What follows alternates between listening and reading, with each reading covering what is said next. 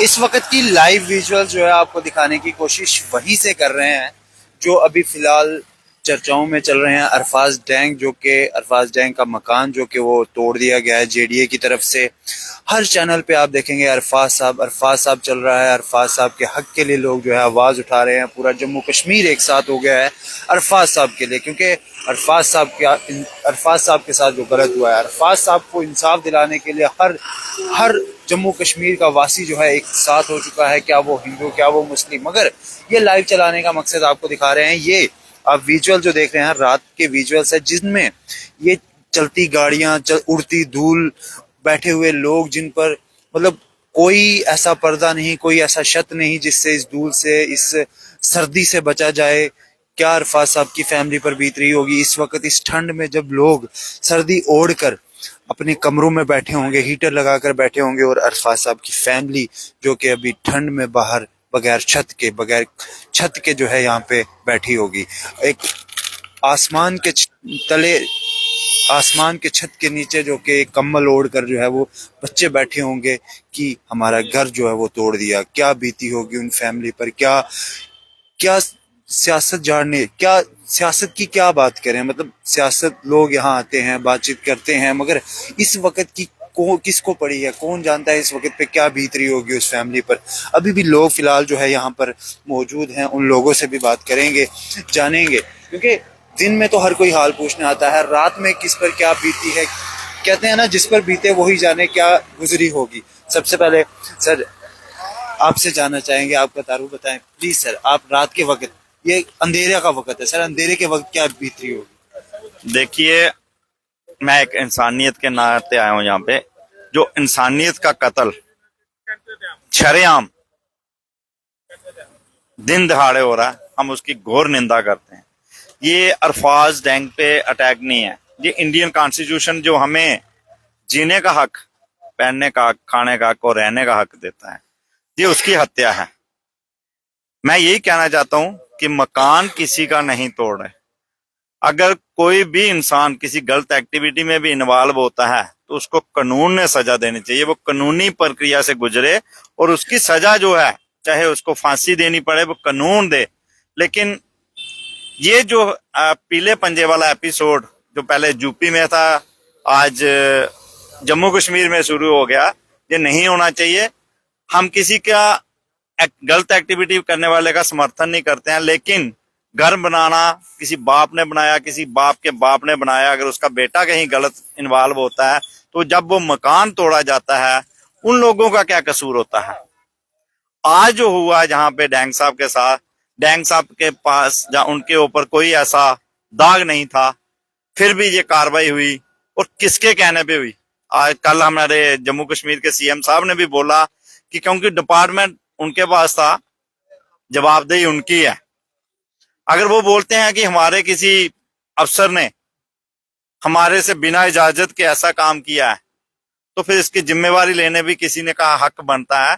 क्योंकि किसी ने भी, जिस आदमी ने, जिसने भी ये ऑर्डर निकाला, उसकी जिम्मेवारी आज वो सामने आके पब्लिक को बताए कि ये क्यों किया गया है, कौन से लोग इसके पीछे थे, या क्यों किया गया है, इसके पीछे क्या वजह है। वो पब्लिक के सामने हम डिमांड करते हैं कि ये चीज जो है वो पब्लिक को आज पता चले कि अगर किसी का आप मकान तोड़ रहे हो, क्यों तोड़ रहे हो। अंधेरगर्दी नहीं चलेगी। हम लोग सारे अरफाज डैंग साहब के साथ हैं, क्योंकि वो सच्चाई के साथ खड़ा है और हम सच्चाई के साथ, जहां उनके साथ कंधा से कंधा मिला के खड़े हैं। और एलजी साहब, अगर आपके यहां रहते हुए ये जुल्म जो जम्मू कश्मीर की जनता पे हो रहा, आपने इसमें से जान लेना चाहिए और आइंदा ऐसा कुछ ना हो, ये इंश्योर जो है वो जम्मू कश्मीर की जनता को करना चाहिए। ये बहुत गलत तरीके से कॉन्स्टिट्यूशन की जो हत्या की जा रही है, हम इसका विरोध करेंगे और रोडों पे भी करेंगे, मीडिया में भी करेंगे। किसी को बख्शा नहीं जाना चाहिए। जो लोग भी इसमें इन्वॉल्व है, इस क्राइम में, ये क्राइम हुआ है दिन दिहाड़े, और ये क्राइम में जो लोग इन्वॉल्व है कड़ी से कड़ी सजा उनको मिलनी चाहिए। अभी तक ना तो एलजी प्रशासन और ना ही चीफ मिनिस्टर साहब की तरफ से जिन लोगों में ये कार्रवाई होनी चाहिए थी, आज तक नहीं हुई है। मैं प्रशासन से यही उम्मीद रखता हूं कि जल्दी से जल्दी उन दहशतगर्द लोग जो जिन्होंने ये काम किया वो दहशतगर्द हैं, एक दहशत फैला के गए हैं, उन पे कार्रवाई होनी चाहिए। और ताकि लोगों को पता चले कि एक एडमिनिस्ट्रेशन में बैठा हुआ इंसान या जो लोग जो कार्रवाई करके गए हैं उनके खिलाफ एक सजा या उनको जो कानूनी कार्रवाई से गुजरना चाहिए, और ताकि ये किया जाए कि उन लोगों को सजा देने का रास्ता जो बनाया जाए। और उनको अभी तक सस्पेंड भी नहीं किया गया। हम तो चाहते हैं कि उनको जिस जिस पोस्ट पे भी वो बैठे हुए हैं वहां से निलंबित किया जाए, और दूसरे लोगों के लिए एक मैसेज दिया जाए कि जो लोग भी ऐसा काम करेंगे विदाउट इंफॉर्मेशन, विदाउट नोटिस, उन पे कार्रवाई की जाएगी, तभी जाके ये क्राइम जो है ये रुकेगा। और आज हम सभी लोग इस टाइम ठंड में जो अरफाज साहब की फैमिली है वो बाहर बिना छत के आज बैठे हुए हैं, हम उन इस दुख की घड़ी में उनके साथ हैं। और अल्लाह से, ईश्वर से, भगवान से हम ये दुआ करते हैं कि उनको इस घड़ी में, मुसीबत की घड़ी में, उनको ये बर्दाश्त करने की हिम्मत दें। और आने वाले वक्त में जल्दी से जल्दी अरफाज साहब का जो घर है वो बनना चाहिए। एडमिनिस्ट्रेशन को आगे आके इस गलती की माफी मांगनी चाहिए और अरफाज साहब को के साथ खड़े होके, उनके साथ कंधे से कंधा मिला के खड़े होके ये बोलना चाहिए कि हमसे गलती हुई, हम इसकी भरपाई करने के लिए तैयार हैं। जय हिंद, जय भारत। बेशक जिस स्पीड में अरफाज साहब का घर जो है यहाँ पे तोड़ा गया था, उससे कई ज्यादा स्पीड में ये घर जो है बन सकता है अगर जम्मू कश्मीर के लोगों की इसी तरह की साथ, इसी तरह का सपोर्ट जो है वो रहा। क्योंकि बहुत ही खूबसूरत सपोर्ट जो है वो जम्मू कश्मीर के लोगों ने अभी तक दिखाया है।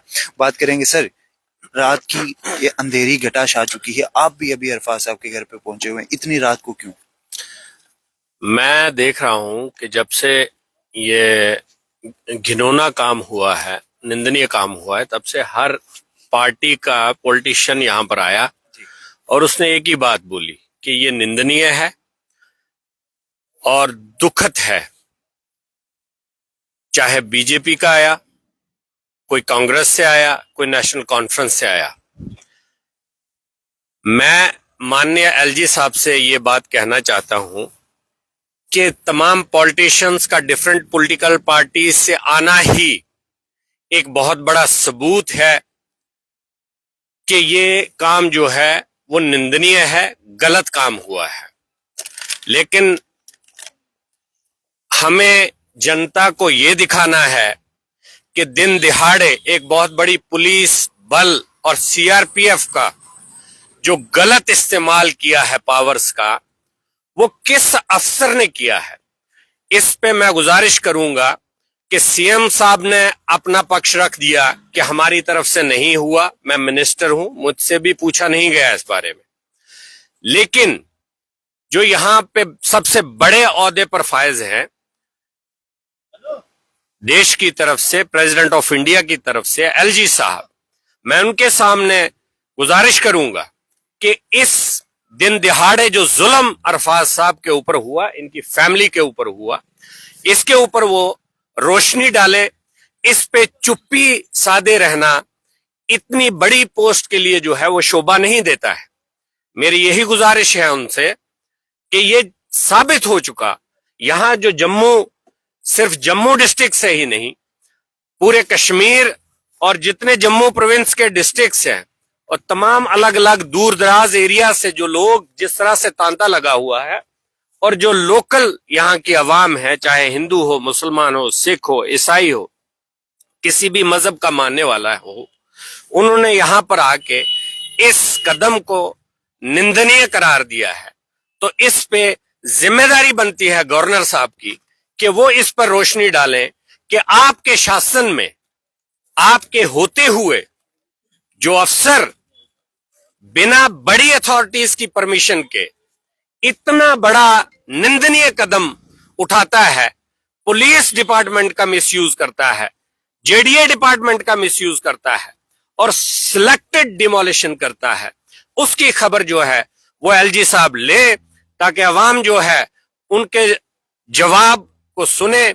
और जो उम्मीद एक एलजी साहब से है कि जो ये गलत कदम उठाया गया है इनकी तरफ से, जेडीए की तरफ से, तो उन लोगों ने जिन्होंने उठाया उन अफसरान को सस्पेंड करे, उनके खिलाफ एफआईआर हो, इंक्वायरी बिठाए, इंक्वायरी टीम बनाए और अरफाज साहब की जो ये फैमिली बाहर है, इसके लिए कोई आशियाना जो है वो गवर्नमेंट की तरफ से इनको मुहैया कराया जाए।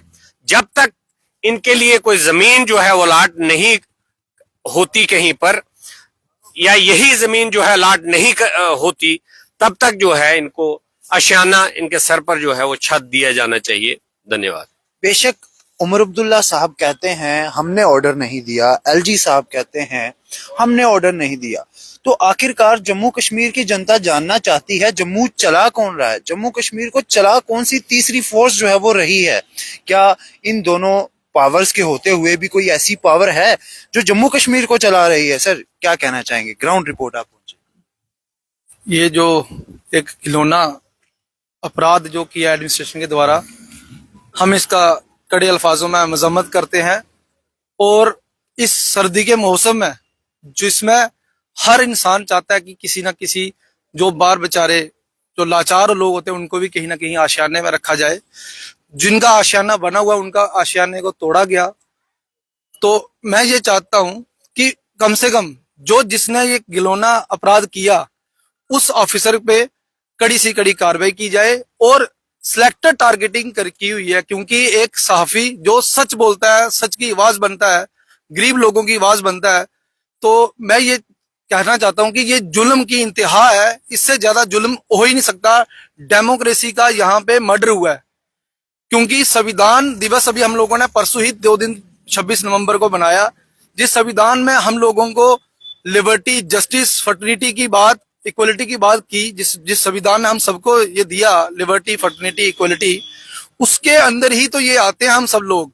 तो आज उसी संविधान का ये कत्ल हुआ है।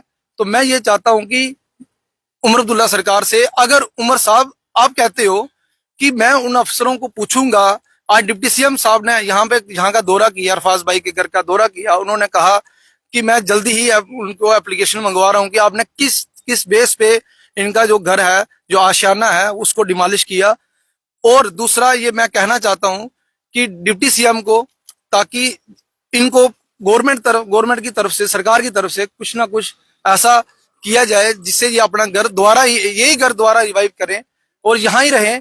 और इस जेडीए, देखो मैंने यहाँ आके ये भी सुना है कि जेडीए 88 में आया है, तो ये 88 से पहले के यहाँ पे इनके फादर साहब का ही घर है और ना ही इनको नोटिस सर्व हुआ है। नोटिस तो सर्व कर देना चाहिए था। नोटिस, बिना नोटिस सर्व किए हुए एक घर पे ऐसे आए जैसे यहाँ से पूरी कह रहे हैं पूरा पुलिस का अमला, सीआरपी का अमला, सीआरपीएफ का अमला, पूरा ऊपर से बेब, नीचे से पूरा नरवाल बंद करके एकदम से एक घर पे सुबह सवेरे इतनी जल्दी, जो जहां वो टाइम पे जहां बच्चे स्कूल जा रहे हैं, तो उन बच्चों को एक घर से बाहर निकाल रहे हैं। तो मैं ये चाहता हूं कि एडमिनिस्ट्रेशन को, उमर साहब को इस पे पूरी कड़ी कार्रवाई करनी चाहिए, और ताकि लोगों पे उमर साहब की सरकार पे विश्वास बने रहे। और एलजी साहब जो हमारे प्रेसिडेंट ऑफ इंडिया के यहाँ पे नुमाइंदगी कर रहे हैं, जहाँ पे उनके अंडर जो जम्मू कश्मीर का रूल चल रहा है, तो एलजी साहब को भी चाहिए कि सरकार को ये बताया जाए कि हमारी तरफ से है कि आपकी तरफ से है, ये क्लियर करें, ताकि लोगों में जो बहम पड़ा हुआ है कि जेडीए है किसके पास, उमर साहब के पास है कि एलजी साहब के पास। तो मेरा यही कहना है कि दोनों सरकार, एलजी साहब को और उमर साहब को बैठ के डिसाइड करें पहले कि जेडीए है किसके पास। मैं इतना कहना चाहता हूं। हिंदुस्तान जिंदाबाद। अगर ये लीगल ड्राइव थी तो 1000-2000 बंदा सिक्योरिटी का ही यहाँ पर पहुंचा हुआ था, ना मीडिया को पहुंचने दिया, ना किसी गाड़ी को यहाँ से फटकने दिया, इतनी सिक्योरिटी जो है वो यहाँ पे लगा दी गई। अब कौन जवाब देगा, किसके पास जाएं, अब कुछ समझ नहीं आती, क्योंकि हर दोनों पार्टियां, दोनों रूल्स जिनकी बात करते हैं जम्मू कश्मीर चलाती है, वो अपना पल्ला झाड़ चुकी है। लेकिन अब किससे इंसाफ मिलेगा? सर आप भी यहाँ पहुंचे हुए हैं, क्या कहें? जी, मेरा नाम भारत भूषण कुंडल है। मुझे जैसे ही सोशल मीडिया की से पता चला कि ये अल्फाज साहब डैंग का ये घर जो है तोड़ा गया है, और जो पिछले यहाँ पे 40 साल से रहते हैं, और इनके फादर साहब से मिलके हमें ये भी पता लगा तब कि यहाँ पे जेडीए भी नहीं थी, मैं जेडीए से पहले यहाँ पे हम रहते हैं यहाँ पे। तो ये आपने जो सवाल किया कि ये किसका कसूर है, देखिए जम्मू कश्मीर में यहाँ पे पहले एलजी का प्रशासन था, उसके बाद एक डेमोक्रेटिक तरीके से यहाँ पे एक इलेक्टेड गवर्नमेंट आ गई, और इलेक्टेड गवर्नमेंट का अभी जो मेन रिप्रेजेंटेटिव है वो है उमर साहब। अगर वो ये कहते हैं, अपनी स्टेटमेंट ये देते हैं कि मुझे ये पता नहीं है कि ये किसने किया, मेरे तक ये नॉलेज नहीं है, तो उसके बाद अगर बचते हैं तो वो एलजी साहब बचते हैं। तो ऑब्वियसली ये इशारा जो है एलजी साहब के ऊपर जाता है। तो यूपी के पैटर्न के ऊपर जम्मू कश्मीर को डिस्टर्ब करने की कोशिश मत करें, क्योंकि जम्मू कश्मीर के जो लोग हैं वो नेशनलिस्ट लोग हैं, इसमें कोई दो राय नहीं है। वो ये जम्मू कश्मीर का माहौल करके पर्टिकुलर एक आदमी को और पर्टिकुलर कम्युनिटी को टारगेट करके, पर्टिकुलर घर को टारगेट करके, वो पत्रकार जो दिन रात इस देश की सेवा के लिए फोर्थ पिलर जो है वो अपने सेवा देता है, पर्टिकुलर उस बंदे को, जो इंसानियत के नाते वो दिन रात, जिसका कोई सैलरी नहीं होता है, वो एक देश को सर्व करने के लिए, वो लोगों को जन जन तक जो करंट इशू है उनको पहुंचाने के लिए अपना पूरा जो बलिदान और योगदान देता है, तो ऐसे सच्चे पत्रकार को झुकाने के लिए मुझे लगता है ये सारी गलौनी हरकत की गई है। और कहीं ना कहीं जैसे एलजी साहब कहते हैं कि मेरे पास पुलिस है, तो पुलिस उन्हीं के पास है, तो ये पुलिस का जो पूरा जो है वो यहाँ पे मिसयूज किया गया है। और ये घर सिर्फ डैंग साहब का नहीं, उनके फादर साहब का था, उनके जो बच्चे हैं उनका भी। अगर जैसे आप जगह जगह कर रहे हैं कि जो एंटी सोशल एक्टिविटीज में, जहां जो कोई ड्रग्स में जो लोग इन्वॉल्व होते हैं, आप उनके घर जला रहे हैं, तो वो एक डिफरेंट चीज है। ये एक सच्चा पत्रकार है और देशभक्त है, और जिसके ऊपर आपने आके सिलेक्टिव टारगेटिंग करके यहाँ पे हमला किया है, ये सरासर इंडियन कॉन्स्टिट्यूशन के खिलाफ है। और ये जम्मू कश्मीर के लोगों के जो यहाँ पे जो एस्पिरेशन है उनके साथ आप खेलने की कोशिश कर रहे हो। यहाँ पे सभी भाईचारा एक जैसा है, कोई इसमें कोई हिंदू मुस्लिम सिख ईसाई सब इतिहास सभी प्रेम से रहते हैं, लेकिन जम्मू कश्मीर को अंदर आप फूट डालने की कोशिश कर रहे हो, ये मत करो। और एक गलत मैसेज आप जो जनता को यहाँ पे देना चाहते हो, ये सरासर गलत है। और तभी तो हम जम्मू कश्मीर के लोग यहाँ पे स्टेट मांग रहे हैं, क्योंकि आप सेंटर के पैटर्न्स के ऊपर यहाँ पे अपनी मनमानी कर रहे हो। हम चाहते हैं फुल फ्लैश स्टेट यहाँ पे हो, जम्मू के लोग, जम्मू की अवाम अपना फैसला खुद करे। अगर सिलेक्टेड ये टारगेटिंग करनी है यूपी के पैटर्न्स के ऊपर, वो जम्मू के लोग उसको बर्दाश्त नहीं करेंगे, चाहे वो किसी हिंदू पे करो, मुसलमान पे करो, सिख पे करो, ईसाई पे करो, वो हम सब जम्मू के लोग इकट्ठे हैं। जिस तरह आज हम अल्फाज साहब डैंग के घर बैठे हुए हैं, इसी तरह हम हर एक जम्मू कश्मीर के हर एक जनता के साथ है जिसके साथ आप नाइंसाफी करते हो। तो हम एलजी साहब से ही कहना चाहते हैं, ये सरासर मैं तो उन्हीं को कहूंगा, ये सारा पैटर्न उन्हीं का दिया हुआ है। और जिन अफसरों ने यहाँ पे विदाउट नोटिस यहाँ पे इस घर को डिमोलिश करने की कोशिश की है, उनके ऊपर सख्त से सख्त कार्रवाई होनी चाहिए और जम्मू कश्मीर को स्टेट मिलनी चाहिए, ताकि किसी और गरीब परिवार के ऊपर ये जो है जुल्म जायती ना हो। और फुल फ्लैश यहाँ पे स्टेट होनी चाहिए कि जो दिल्ली के लोग, दिल्ली में बैठी हुई तानाशाह सरकार जो जम्मू कश्मीर के लोगों के ऊपर जुल्म जायती कर रही है, ये बर्दाश्त हमें होने की काबिल नहीं है। इस चीजों को बताओ हमने कभी यहाँ पे देखा है। तो मैं इन्हीं अल्फाज से कहता हूँ कि चेतावनी देता हूँ कि इनको जल्दी से जल्दी इनको यहाँ से शिफ्ट किया जाए।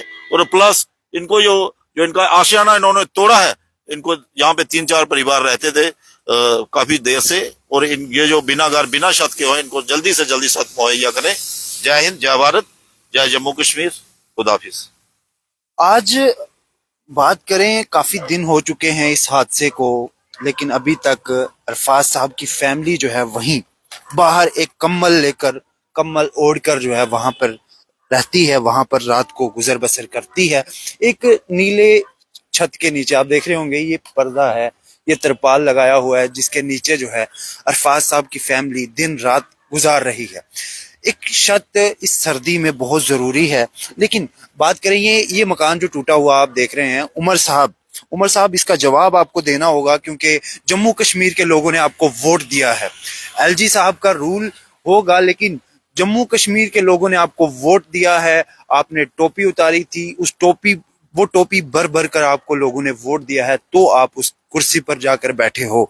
आपका काम बनता है इसका फैसला करना, इसकी पूरी इंक्वायरी कराना, आपको जवाब देना होगा क्यों अरफाज साहब का घर टूटा, किसने अरफाज साहब का घर तोड़ा। आपको मौके पर पहुंचना होगा, आपको ग्राउंड रियलिटी देखनी होगी, आपको इसका जवाब देना होगा कि क्यों अरफाज साहब का घर जो है वो तोड़ा गया।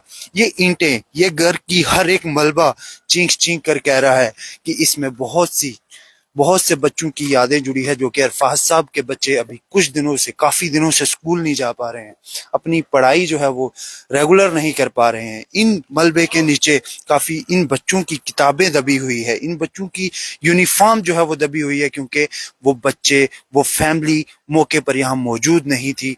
पुलिस ने उनको एकदम से बाहर निकाल दिया, सामान जो है नहीं निकालने दिया। इस मलबे के नीचे काफी सारा सामान जो है वो फंसा हुआ है।